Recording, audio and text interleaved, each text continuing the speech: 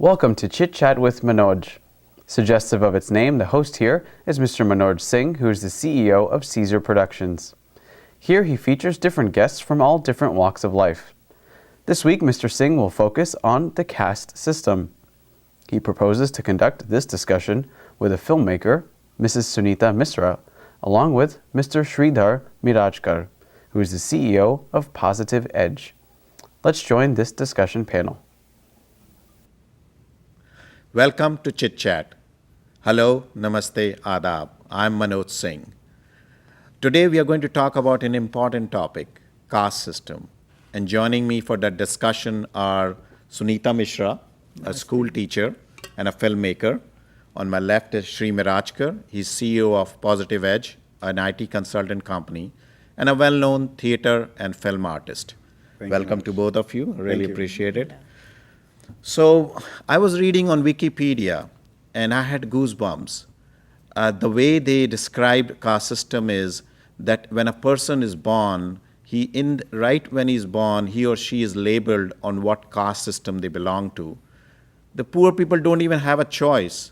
Now, I don't want to get into the structure of caste system. Hopefully you know about it. On the top are the Brahmins, on the bottom are the untouchables. Now, Government of India and Gandhiji have been trying, as you all know, for years to abolish caste system. Even one of our founding fathers who wrote the Constitution, Dr. Ambedkar, was an untouchable. He also fought to abolish caste system. And in the end, he was so frustrated that he adopted Buddhism. Now, how does it all relate to us in here as Indo-Americans, in our society? Now, we are all very educated. Yes, we have MDs, PhDs, but it feels like to me that some people are still stuck in time. I'll give you two very good examples quickly.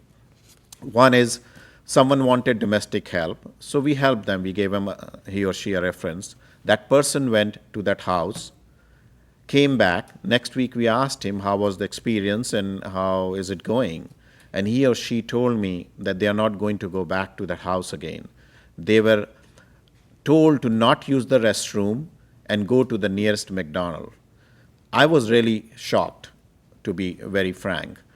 Another example, person we know, we wanted to go to their house, we wanted to visit them for a reason, and we were told that today was not a good day because there was some Hindu ritual and he or she had invited 6 or 7 Brahmin family for dinner. So it is very much going on here. It seems like they're still living in India or stuck with time. So my first question to Suneeta is, you are a Brahmin, and what is your perspective? Well, Manoj, I am also a documentary filmmaker, and when I went to India recently and made a documentary in a village in East UP, I saw many of these caste divisions were very much in place in that village. Everybody lived in different neighborhoods depending on the caste they belonged to, and there was really, except for work, people did not move from one neighborhood to another. So in village India, I would say caste divisions are very much there, and we hear of all these khap panchayats in Haryana who still do honor killings if a child marries out of the community. But in urban areas, I think things are changing for the better. And many of us NRIs come from these urban areas to the US and other countries. And so, and we have become known as a very upwardly mobile community here. But the caste divisions have not changed to the extent to which I would like to see. There are still people working within their own caste configurations. People marry within similar communities. There are Brahmin associations here. There is Kshatriya associations here. And I think in a country like America, where people come from all over the world, there is no place for these kind of caste divisions. So there has been change, but not to the extent that I would like to see. Now, let me give you a little bit background of mine. My father was a Kshatriya. My mother, a Bengali Brahmin. I married a Sikh, and my son just recently married a Christian. So I might be different, and I'll give you something else. I was born as a Hindu, but I went to a Christian school. All my the teachers were fathers and sisters. We used to even recite hymn in the morning. and go to church. And some of my best friends are Muslims and Parsis. So for me, at least, I don't identify anyone by religion or by caste.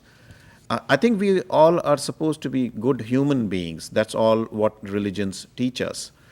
So, Shri, what is your perspective? Well, I was born a Kshatriya, educated in India, and then I've been in the US for almost about 30 years. But I have also gone back to India. I keep going back. I have a technology company, so it exposes me to a lot of what's going on in India as far as urban India is concerned.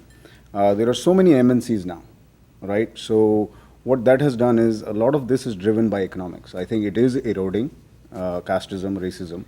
You cannot hire people just based on their last names or thinking that, this guy is a Kshatriya or a Brahmin or a Shudra for that matter. And I think it boils down to talent. And India has changed a lot. I have seen that. And I see that here also. But what about all this vote bank politics? People still vote along religious or caste lines in India. So if it's so good, economic prosperity is breaking down caste barriers, why is that happening? Well, they do, but then you can also bring up rural India for that matter, where you don't see a lot of this urbanization, you don't see all of that progress trickle down. But at the same time, it is exposure and it is education. But things are not changing as much as I would like to see.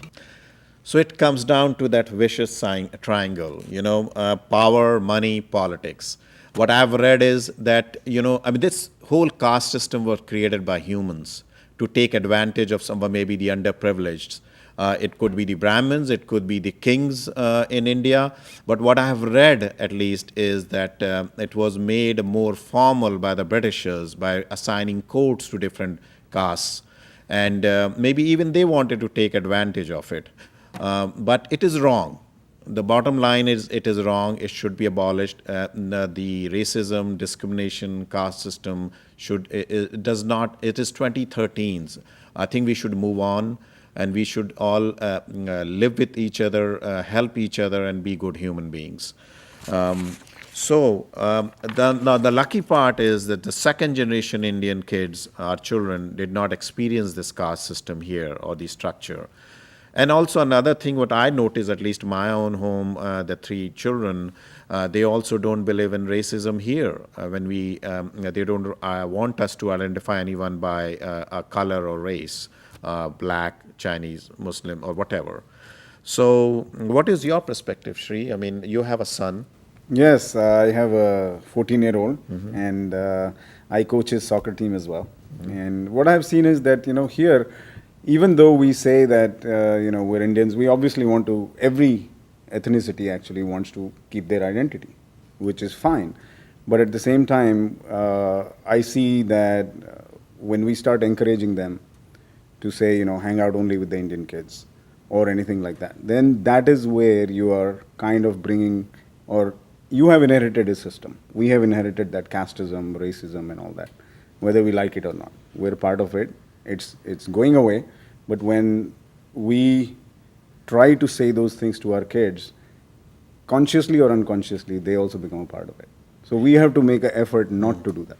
And also, I have a daughter too, and she studied at University of Maryland. But why do we have associations based around caste, even among our youngsters? I mean, she belonged to a association, Indian Association, and Association for Indian Development, and there was a Gujarati Association in University of Maryland, and there was a Maharashtrian Association. So why is it that our children are doing that? Association, National even Brahmin, for our children?